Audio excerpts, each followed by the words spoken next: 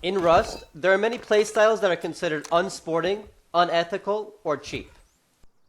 I won't say that there is a consensus about which tactics are cheap, but in general, any strategies that give low-skilled players an advantage over higher-skilled players are often seen as unethical. For those new to the Rust community, that's usually the standard. In this video, I'll run through a list of the most common tactics that players usually consider cheap. And then I'll explain why it seems to me like most Rust players are hypocrites when it comes to talking about Rust ethics.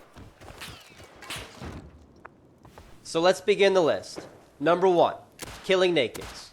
It usually doesn't matter how skilled a player is if they have a rock and their enemy has a gun. Number 2, roof camping. When you die on your roof, you usually won't lose any gear because your body stays on your roof and you can respawn and grab it. Most of the resentment against roof campers comes from the fact that they aren't putting their gear on the line. The Rust community usually makes a distinction between players who jump on the roofs just to defend themselves from attack, which is usually seen as okay, and players who sit on the roofs all day waiting for people to walk by. Number 3, door camping. Players are often vulnerable right when they walk out of their base. Often, when someone hears movement inside a base, they'll sneak up silently and just wait by the door on the hope that the person inside will come out soon. Number 4, Zerging. Basically, this means people who play in large groups so that they outnumber their enemies. Numbers can make up for skill. I don't really have any good Zerg footage at hand, but it's all relative anyway. How many people need to be in a group before it's an unfair Zerg? For a solo player, fighting 3 people is tough.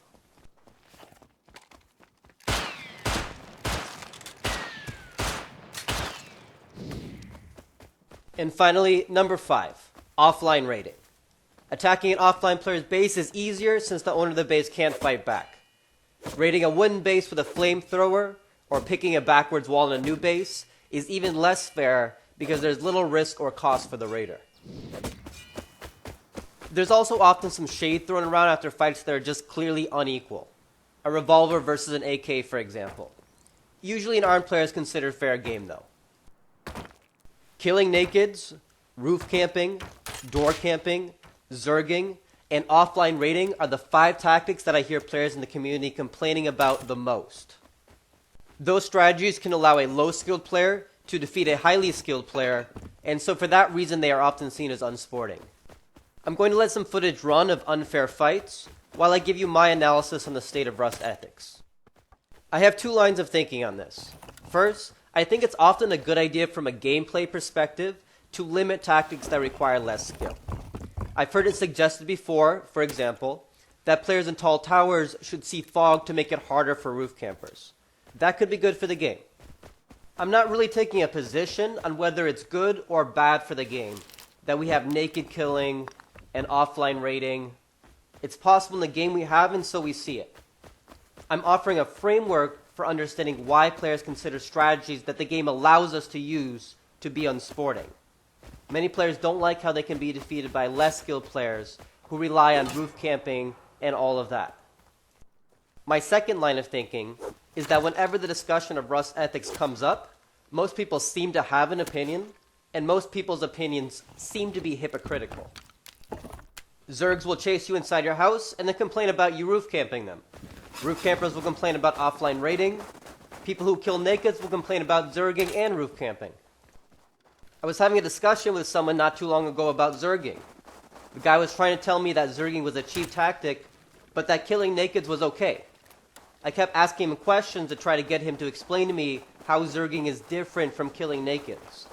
In both situations, players have unfair advantages. With this guy, I think it really came down to him being fine with the unfair tactics he likes to use, and not okay with unfair tactics that others use against him. This guy likes to play with a couple friends, and so he's okay with him and his friends killing nakeds or solos. He likes to roam, and is good at PvP, so he doesn't like larger Zerg groups or roof campers. He doesn't have a principled position. It's based on hypocrisy. It's fair when I do it, but not fair when you do it. My own code of ethics is quite simple. I'm willing to do anything if I find it entertaining, and I don't complain about anything others do to me. I usually play solo and find roof camping very boring, so most people aren't complaining about what I do. Sometimes I kill nakeds, and then sometimes I don't. For those honest rogues like me, there's no contradiction. If you do what you want, and don't complain when others do what they want, that's a consistent position to have. It seems more common, though, to find people who are okay with some unfair tactics, and not other unfair tactics. I'm making this video in part to spark a discussion. I'm not suggesting that it's not possible to argue that killing nakeds is fine, but zerging isn't, but you have your work cut out for you. My question is this: how can you be against some unfair tactics, but okay with others? What is the difference? Ultimately, Rust is fun largely because of the inequality in the game.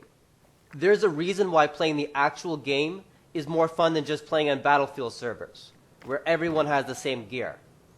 It's exciting to fight, say, 3 bow guys when you have a gun. It's exciting trying to sneak up on a geared guy with a spear.